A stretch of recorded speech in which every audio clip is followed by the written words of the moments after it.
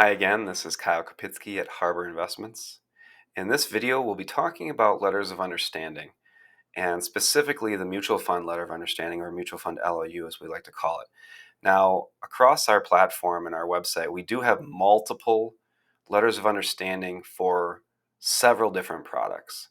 The mutual fund letter of understanding and the variable annuity letter of understanding are the two most commonly used ones, and those are the ones I'll be covering.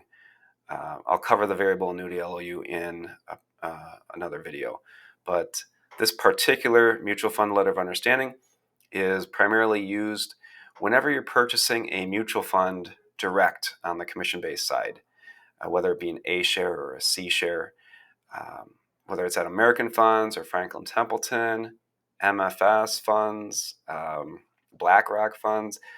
I could go on and on. We have thousands of mutual fund companies that we have selling agreements with that our advisors are allowed to sell. So going right into it, you'll have the client name at the top and their approximate purchase amount. Down below that is a grid or a chart of all the different funds that the client is or may go into in the future. You'll put the fund name and or ticker. I'll give an example of the Growth Fund of America. You put the Growth Fund of America, and then if it's an A share or a C share, you'll put A or C in the class field.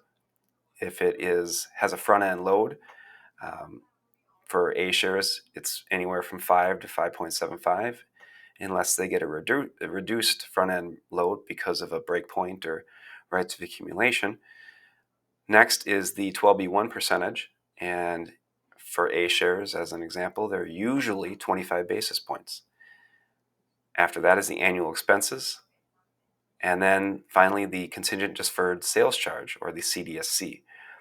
That is for A shares, typically they do not have one. For C shares, it's usually a 1-year schedule.